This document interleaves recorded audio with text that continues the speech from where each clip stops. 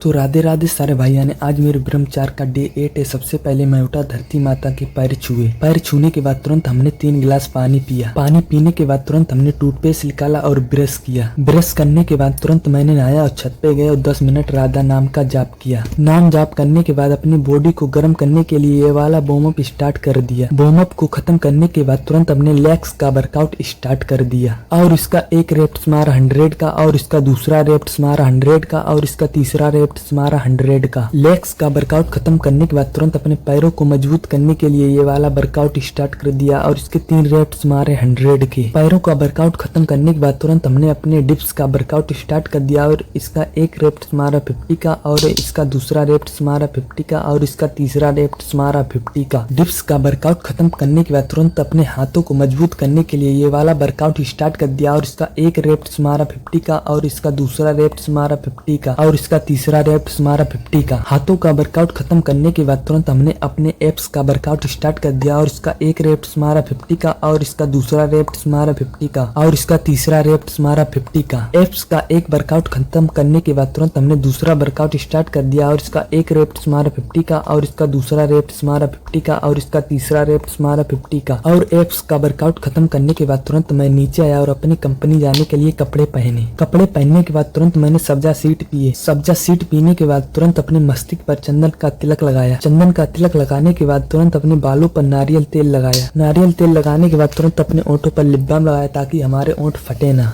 ओंठों पर lip balm लगाने के बाद तुरंत हमने विटामिन सी का ये टेबलेट खाया ताकि हमारे चेहरे की स्क्रीन ब्राइट रहे और हमारे चेहरे पर पिंपल ना आए।